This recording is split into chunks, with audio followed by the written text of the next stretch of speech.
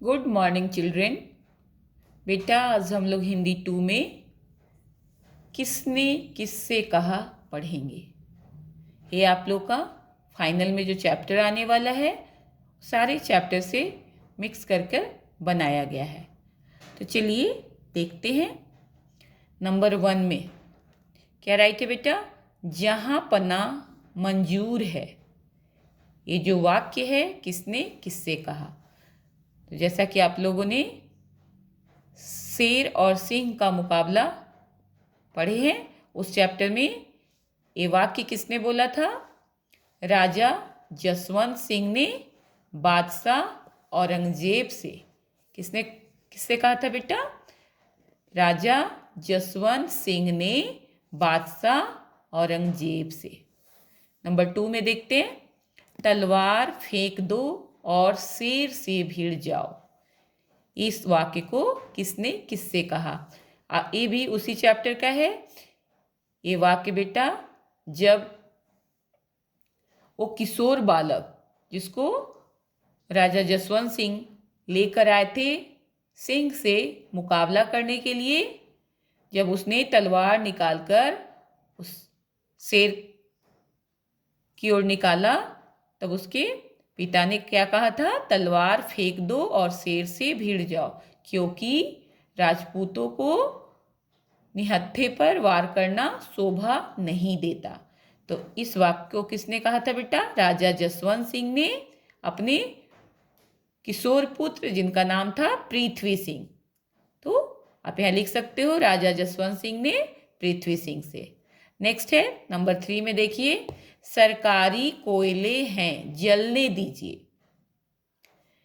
बेटा ये वाक्य जेल अधिकारी ने गांधी जी से कहा था। किसने कहा था?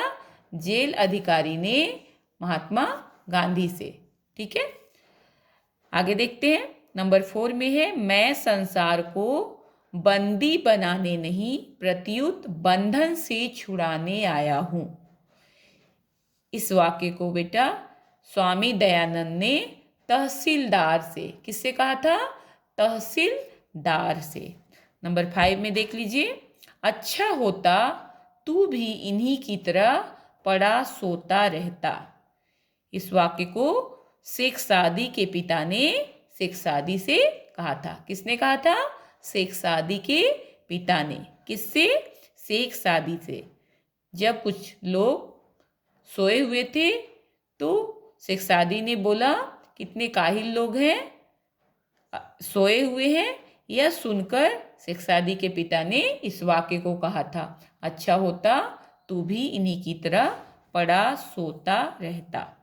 नंबर 6 में देखते हैं, राजकुमार को अपने टोकरे में लिटाकर ऊपर से पत्तल ढक दो।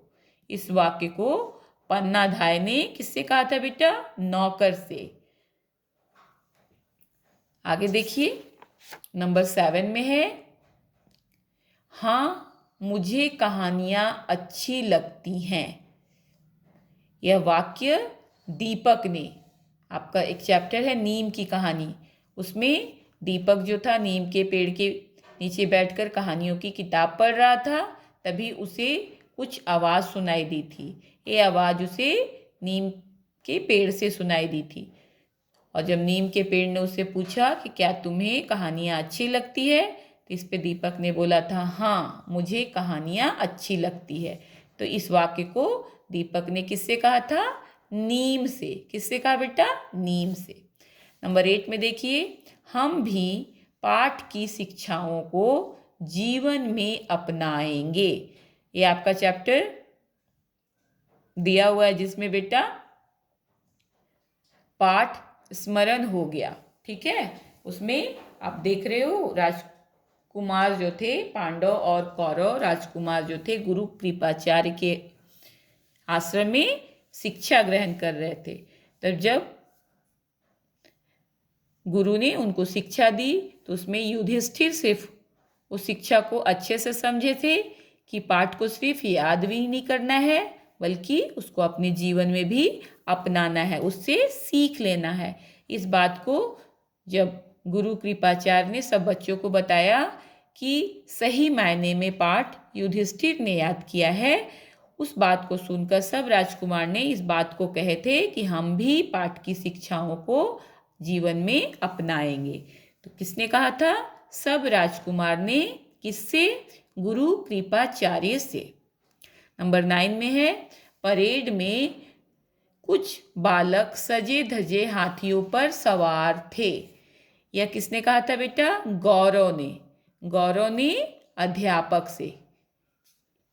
इस वाक्य को गौरव ने अध्यापक से कहा था। नंबर 10 में है बेटा, बेटी यह तो बड़ी खुशी की बात है।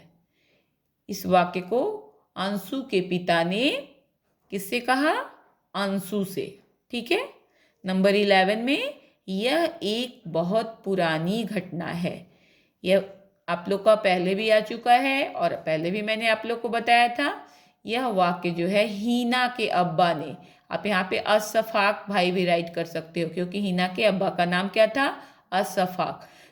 हीना के अब्बा ने किससे कहा? बच्चों से। यहाँ सिर्फ आप अंशु से नहीं कहा था, वहाँ पे अंशु भी थी, हीना भी थी और आसिफ भी था।